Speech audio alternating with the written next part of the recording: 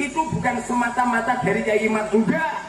Ada ulama-ulama se-Indonesia yang tidak mengakui nasab Ba'alawi, tidak mengakui nasab Habaib, bukan karena tesisnya Romo Kiai Imad, tidak. Ulama se-Indonesia yang tidak mengakui nasab Sada Ba'alawi, nasab para habaib, itu bukan karena hanya mengikuti Kiai Imad. Terus mengikuti siapa? Karena Kiai Imad inilah yang mansanna sunnatan fil islami sunnatan sayyi'ah. Kiai Imad inilah orang pertama yang menarasikan, membatalkan secara mutlak nasab para habaib, nasab Sada Ba'alawi. Kemudian Pak Muharrar ini kan seolah-olah ingin menggiring opini ya, bahwa ulama se-Indonesia katanya ya, itu membatalkan nasab Sada Ba'alawi. Pertanyaannya ulama yang mana Pak Muharrar? Yang kita kenal sampai detik ini, yang paling populer itu ya Kiai Haji Marzuki Mustamar. Karena memang beliau adalah ketua PWNU ya, di Jawa Timur. Kemudian beliau juga aktif membantah pemikiran Salafi Wahabi pada khususnya. Selain itu kita nggak kenal Pak Muharrar, kita nggak kenal. Kemudian Pak Abbas Buntet kita nggak kenal. Ya, Gufron Al-Bantani ya viral sih, cuma karena lama poli kan, bukan karena kealimannya gitu. Jadi siapa lagi coba Pak Muharrar sebutkan? Di Indonesia ini silakan Pak Muharrar cek, itu kurang lebih pesantren itu ada 42.000 pesantren. Oke lah kita potong, kita kurangi pesantren non-Nahdiyin. Sekitar 40 ribuan lah pesantren NU misalnya.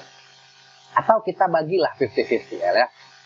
Atau mungkin kita bagilah dengan pesantren non-Nahdiyin misalnya sekitar 10 ribuan. Ada 30 ribu pesantren Nahdiyin. Pertanyaan Al-Fakir, pertanyaan kita semua.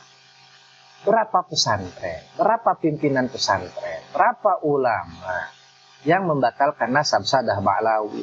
Adakah 100 orang? Adakah 1000 orang pimpinan pesantren? Coba sebutkan satu persatu. Yang mana? Orang-orangnya itu aja kok, udah berapa tahun ini? Paling Pak Fa'un gitu ya, yang sering ketemu mimpi Rasulullah pakai baju batik gitu kan. Ya sesetel lah sama Pak Muharrar ini yang katanya sering bertemu dengan Rasulullah dalam keadaan jaga gitu ya, dalam keadaan tersadar, bukan dalam keadaan mimpi. Ini melebihi ulama-ulama sekelas Syekh Ahmad Al-Badawi ya, sekelas Al-Imam Asy-Syadzili. Lucu kadang-kadang Pak Muharrar ini ya. Jadi cobalah Pak Muharrar, kiai yang mana, ulama yang mana sih? Berapa orang sih? Ada nggak 100 orang gitu ulama di Indonesia ini? Siapa? Pak Superman gitu yang dari Lampung itu? Kita nggak tahu siapa orang itu Pak. Sopo sing ngomong? Itu tanya itu coba. Seperti Romo Kiai Said Akil. Tanyakan kalau beliau pernah baca. Kiai Haji Agus Siroj sampai detik ini kita tidak mendengar ya sesuatu yang sharih seperti yang disampaikan oleh kelompok Imad ini. Paling tidak beliau tawakuf. Pondok pesantren modern yang mungkin sering kita afiliasikan dengan pemahaman Salafi Wahabi pun tawakuf, artinya tidak ikut berkomentar. Gitu Pak Muharrar ya. Tanyakan sama kiai-kiai yang lain. Yang mana? Oh saya ini muhibbin kelas kakak. Saya rajanya muhibbin saja rungkat. Saya Muhyiddin kelas kakak katanya. Saya rajanya Muhyiddin aja rungkat. Aduh la haula wala quwata illa billah. Dari sejak kapan Pak Muharrar ini disebut Raja Muhyiddin? Nah, sebelum isu nasab ini muncul kita nggak tahu Pak Muharrar ini. Bahkan kita mungkin cenderung husnuzon ya, karena Pak Muharrar ini kan katanya punya satu metode ya dalam ilmu nahwu dan shorof yang 1 bulan bisa baca kitab gitu ya. 1 bulan bisa baca kitab. Tapi Pak Muharrarnya sendiri belepotan kalau baca kitab Pak.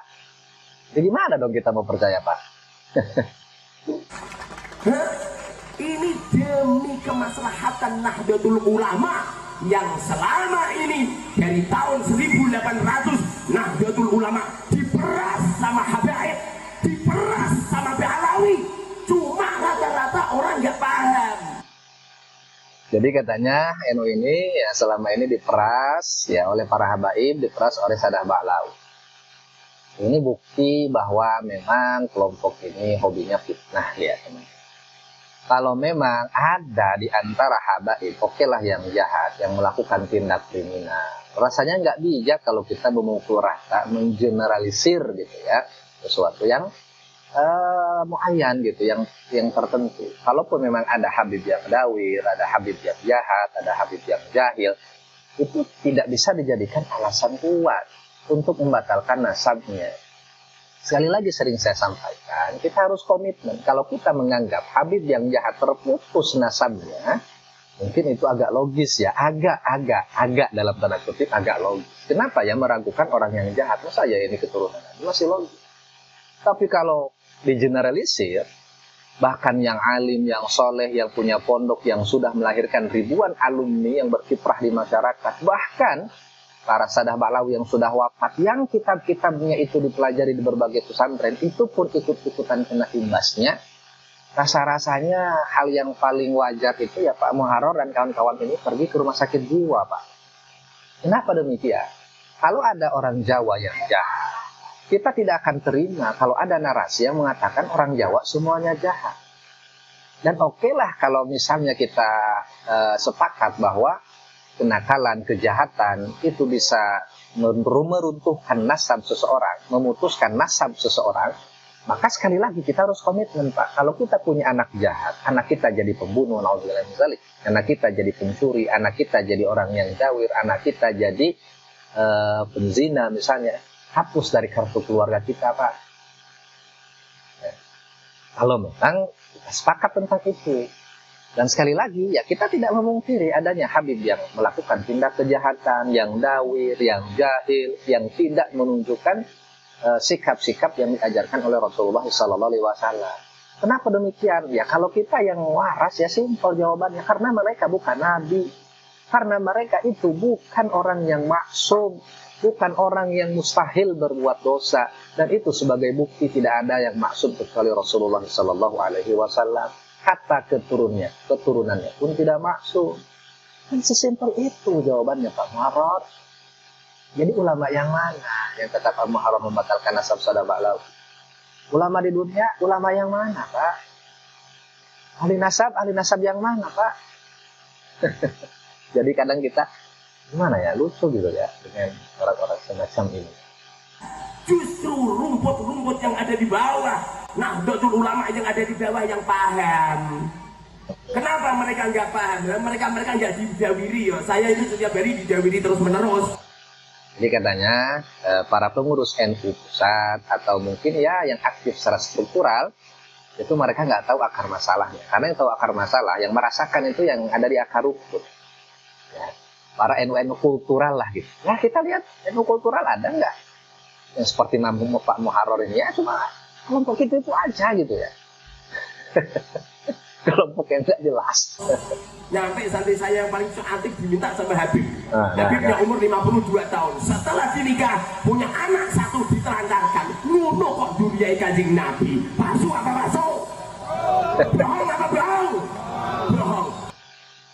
Katanya Pak Muharrar punya cewek cantik ya, atau punya santri yang paling cantik diminta sama Habib umur 52 tahun. Pertanyaannya kok dikasih Pak Muharrar? Ini kayak orang blokon gitu ya, menyalahkan kebodohannya, cari kambing hitam atas perilaku bodohnya pada orang lain. Ya kan lu, bukan yang bodoh Pak Muharrar, kok nyalain orang lain Pak Muharrar? Lupa dikasih. Aduh, kadang kita ini gimana ya, heran dengan cara berpikir orang-orang semacam ini.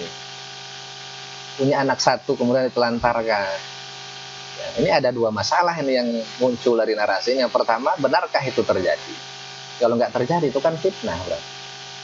Yang kedua, kalaupun memang itu terjadi, apakah hanya dengan alasan itu atau dengan alasan dawir itu kita dengan brutal membatalkan nasab sadah ba'lawi?